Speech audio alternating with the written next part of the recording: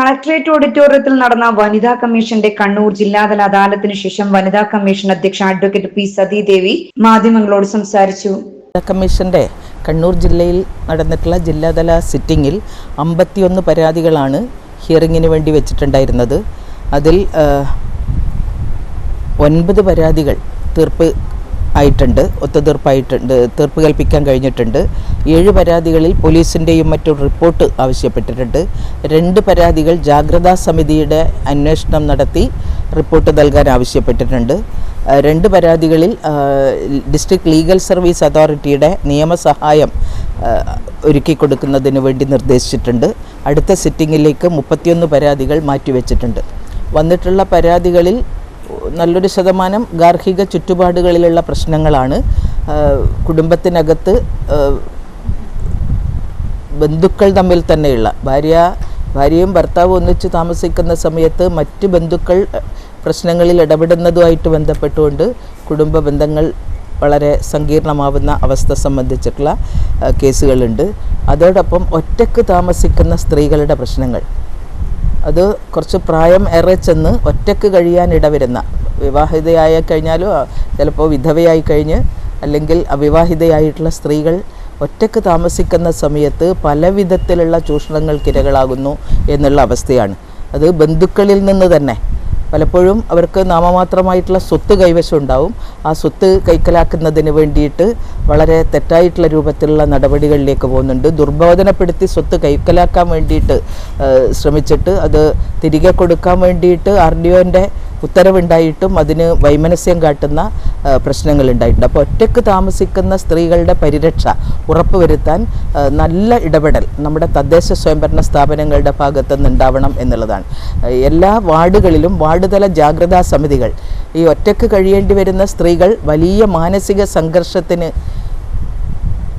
ഇരകളാകുന്നു എന്നുള്ളതാണ്. അവർ വന്നിട്ട് പരാതി പറയുന്ന സമയത്ത് തന്നെ അവരുടെ മാനസിക സംഘർഷം, അവർക്ക് എന്ത് സംഭവിക്കുമെന്നുള്ള ഒരു വല്ലാത്ത ആദി നേരിടുന്ന ഒരവസ്ഥ പൊതുവെ ഉണ്ടാവുന്നുണ്ട്. അത് കണ്ണൂർ ജില്ലയിൽ വന്നിട്ടുള്ള പരാതികളിലും അത്തരത്തിലുള്ള പരാതികളുണ്ട് എന്നുള്ളതാണ്.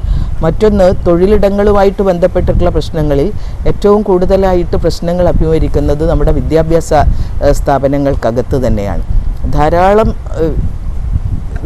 ബിരുദാനന്തര ബിരുദവും അധ്യാപക ട്രെയിനിങ്ങും ഒക്കെ കഴിഞ്ഞിട്ടുള്ള സ്ത്രീകളെ ഒരു മാനദണ്ഡവും പാലിക്കാതെ എയ്ഡഡ് വിദ്യാഭ്യാസ സ്ഥാപനങ്ങളിൽ, അൺഎയ്ഡഡ് അല്ല, എയ്ഡഡ് വിദ്യാഭ്യാസ സ്ഥാപനങ്ങൾക്കകത്ത് തന്നെ മാനദണ്ഡങ്ങൾക്ക് വിരുദ്ധമായിട്ട് അവരെ നിയമിക്കുകയാണ്.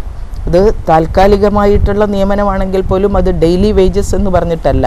അപ്പോൾ ഈ നിയമനത്തിന് അംഗീകാരം കിട്ടുമെന്നുള്ള പ്രതീക്ഷയിൽ ഓരോ വിദ്യാലയത്തിലും 1-2 കേസുകൾ ഇന്നിപ്പോൾ വന്നിട്ടുള്ള ഒരുപാട് സ്ത്രീകൾ ഈ നിയമനം കാത്തുകൊണ്ട് നിൽക്കേണ്ടി വരുന്നു എന്നുള്ളതാണ്. അപ്പോൾ കർശനമായിട്ടുള്ള ഇടപെടൽ വിദ്യാഭ്യാസ വകുപ്പിൻ്റെ ഭാഗത്തുനിന്ന് ഈ കാര്യത്തിൽ ഉണ്ടാവേണ്ടതായിട്ടുണ്ട്.